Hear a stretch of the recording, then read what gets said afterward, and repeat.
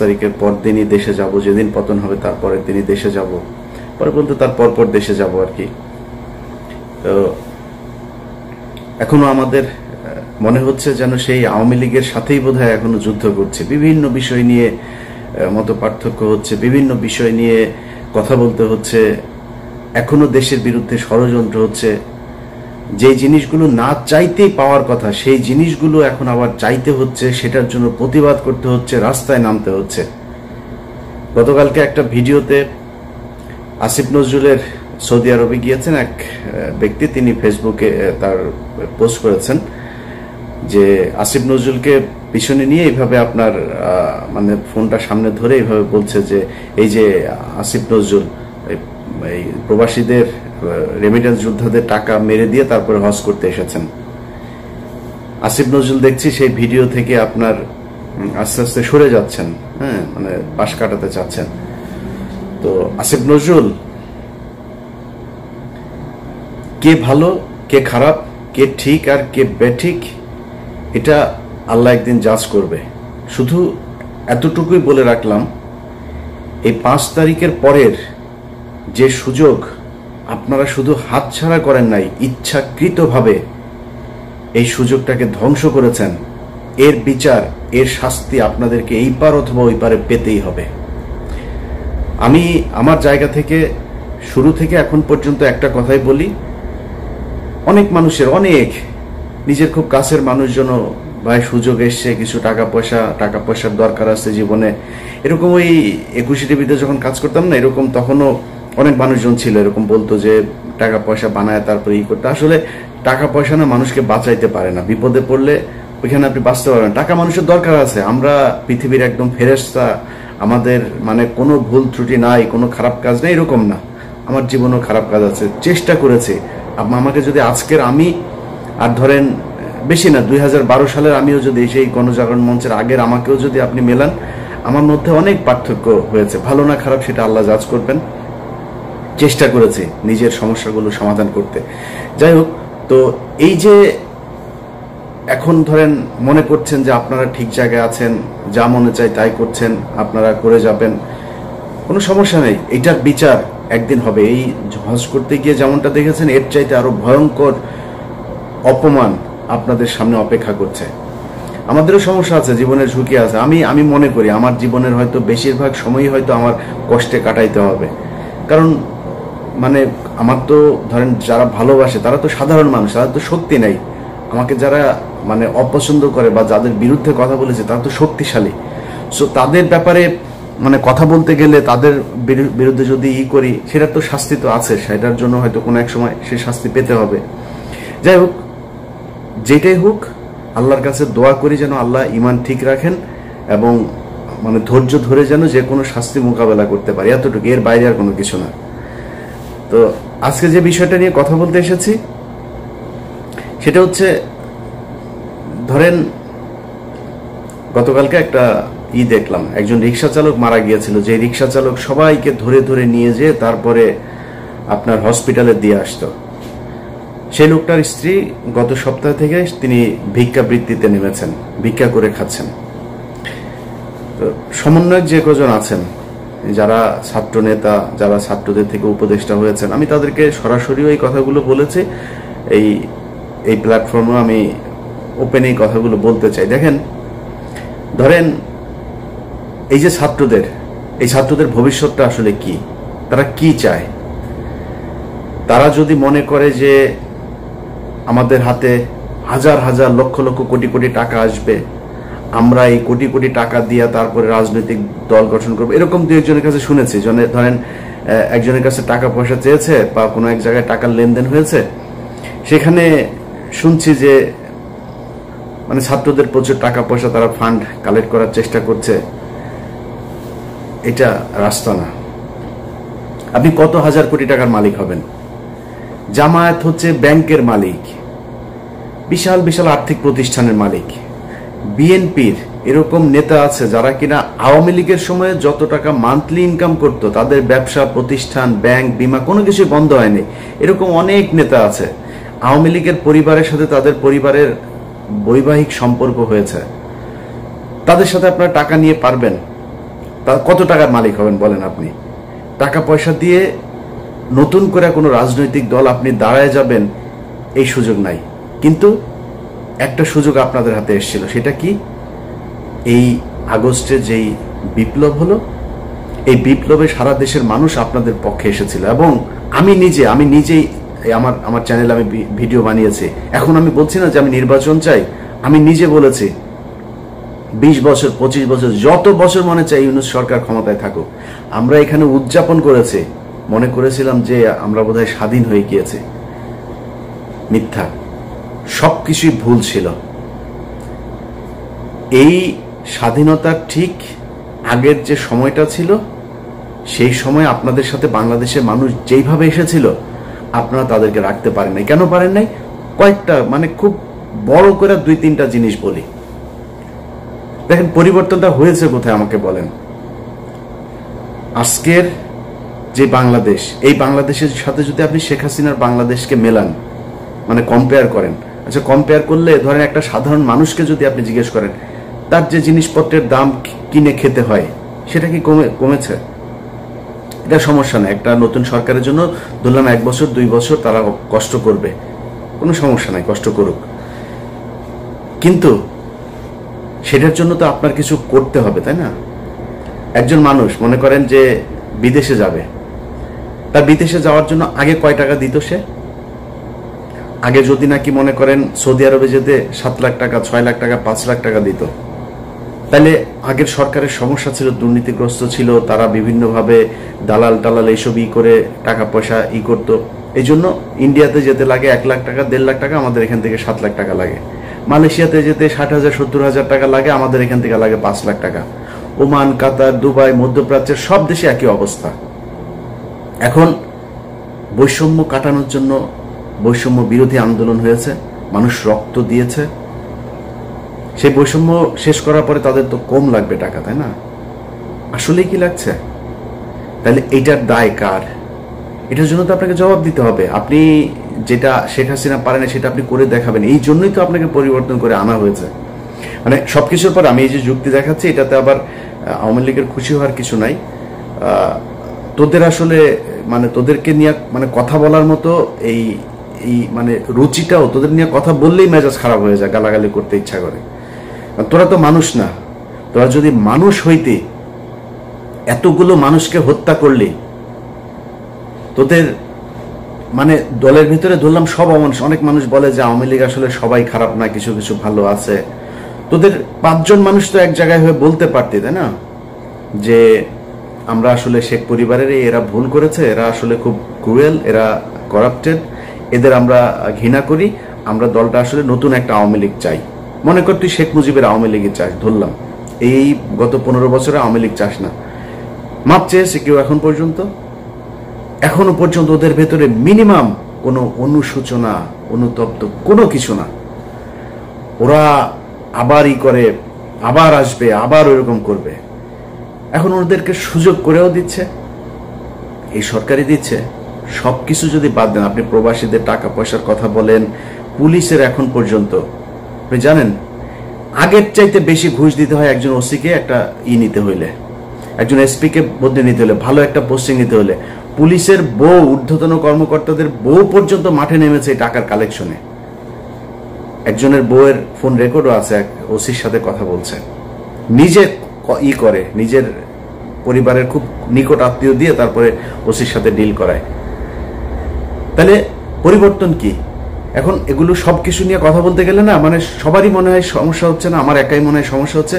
এই কারণে গতকাল আমার ফেসবুকের একটা পোস্টেও দিয়েছি যে খামাখা এত শত্রু বাড়ায় লাভ কি? সবার যেহেতু সমস্যা হয় না, আমার একা একা সমস্যা গেলে আমারও তো ইচ্ছা করে।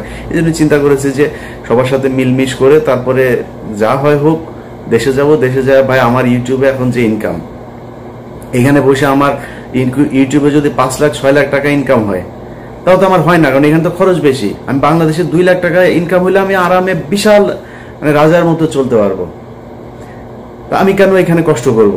কেন আমি সরকারের সাথে, সেনাবাহিনীর সাথে, পুলিশের সাথে, বিভিন্ন রাজনৈতিক দলের সাথে কেন ঝামেলা করবো? কারোর যেহেতু সমস্যা হচ্ছে না, তাহলে আর কি, সমস্যা নাই।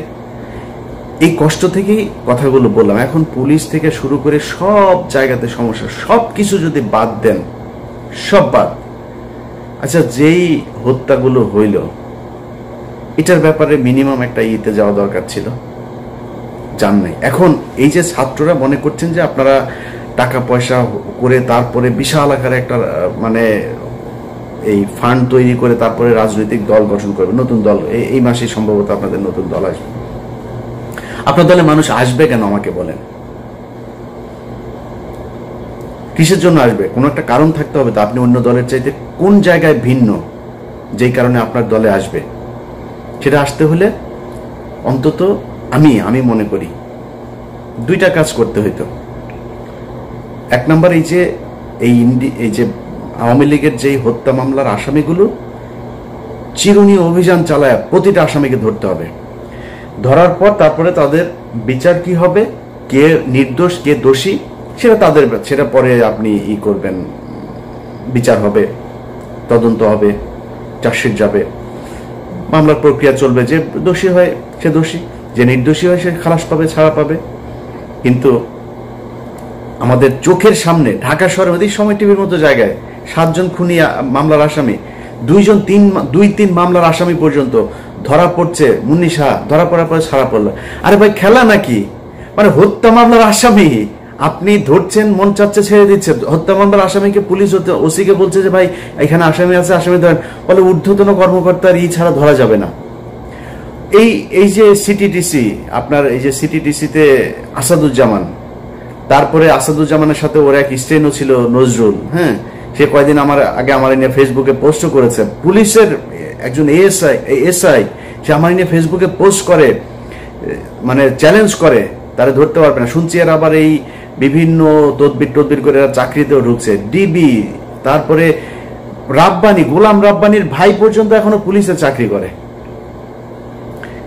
কাকে নিয়ে আপনি যুদ্ধ করবেন বলেন?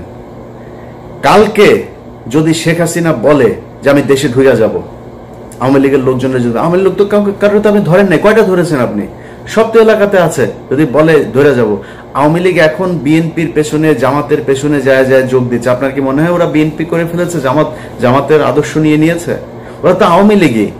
ওরা যখন দেখবে আপনার পেছনে পেছনে রাজনীতি করা লাগে, যখন দেখবে হাসিনা ঢুকেছে দেশে, ওরা হাসিনার পেছনে রাজনীতি করবে, ওরা ওদের ঝাঁপায় পড়বে আবার ফের।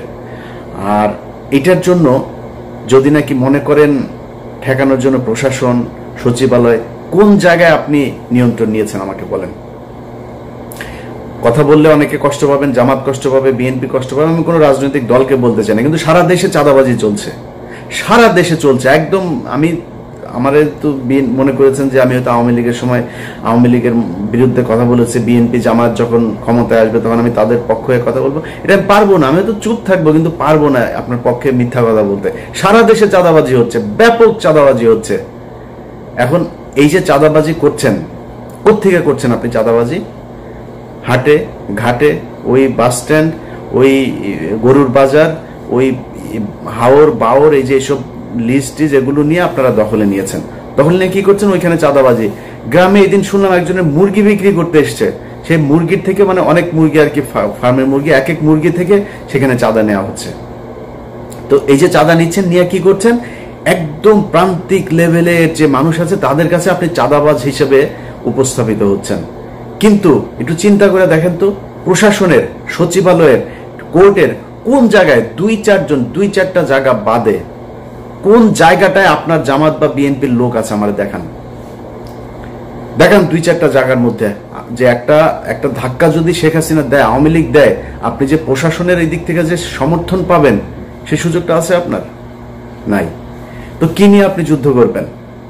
অতএব ছাত্রদের আমি মনে করি, সেদিন আমার সাথে যাদের কথা হচ্ছে তাদেরকে আমি একই কথা বলেছি, তারা বলছে যে আমরা আসলে অনেক কিছু চাইলেও পাচ্ছি না।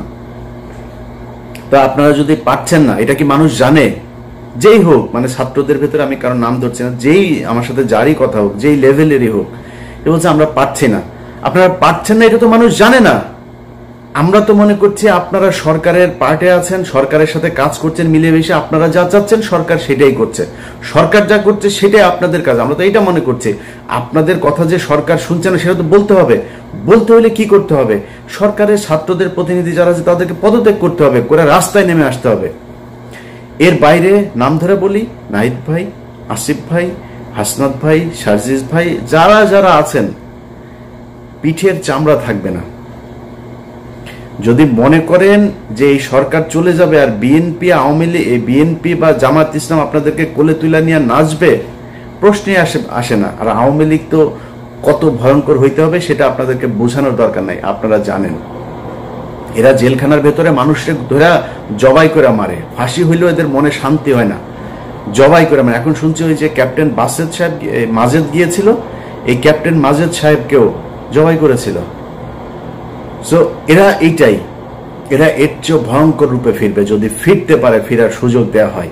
অতএব আপনারা ছাত্ররা যারা আছেন, যাদের সাথে বাংলাদেশের মানুষ সবাই চেয়েছিল একটা পরিবর্তন, আপনাদের সাথে কেন যাবে সেটা আপনাদেরকে বুঝাইতে হবে। পারেন নাই, কোনো সমস্যা নাই, পারার চেষ্টা করছেন কিনা সেটা মানুষ দেখতে চায়, যে আপনারা কি আসলেই চেষ্টা করেন নাকি আপনারাও সেই আগের মতোই, আগের দলের মতোই সব লুটপাট করে খাওয়ার জন্য, সুবিধা পাইলে তাদের সাথে বসে মিলেমিশে একাকার হয়ে তারপরে দেশ চালানোর জন্য উদ্গ্রীব হয়ে আছেন। এই জিনিসগুলো আমার মনে হয় আপনাদের বোঝা উচিত আর কি। তো যাই হোক, যে বিষয়টা বলছিলাম আগেও, যে অনেকের কাছে খারাপ লাগতে পারে, কিন্তু সত্যি কথা যেটা ভাই, এই দেশটা দেখলাম তো 5 তারিখের পরে, এখানে টাকা পয়সা হইলে সব পার্সেজ হওয়া যায়। ইভেন কি জানেন, বললে কষ্ট পাবেন, আমরা যে 57 কর্মকর্তার জন্য কষ্ট পাই না, আমরা বলি এই দেশের স্বাধীনতা, সার্বভৌমত্ব সবকিছু এই 57 জন অফিসারকে মারার কারণে আমাদের দেশ ইন্ডিয়া দখল করে নিল, এগুলো বলি না। সেই 57 জন কর্মকর্তাদের ভেতরেও তাদের পরিবারের লোক, সন্তান, স্ত্রী টাকার কাছে বিক্রি হয়ে গেছে, তাদের স্বামীদেরই চায় না, বিচার চায় না। এটা নিয়ে আবার আরেক ভিডিওতে কথা বলবো। আজকে এই পর্যন্তই। যারা মনে করছেন যে এই টাকা পয়সা ইনকাম করে স্রোতের সাথে গা ভাসিয়ে যে যা যেইভাবে পাচ্ছেন টাকা পয়সা কামায় টামায় নিয়ে টাকা আপনারা অনেক কিছু দিবে, এটা একদিন প্রমাণ। আসসালামু আলাইকুম প্রিয় দর্শক শ্রোতা, ইতিমধ্যে স্বরাষ্ট্রমন্ত্রী মুখ খুললেন। তিনি বলছেন প্রশাসনের রোগ হলো দলীয় নেতাকর্মীদের তেল দেওয়া।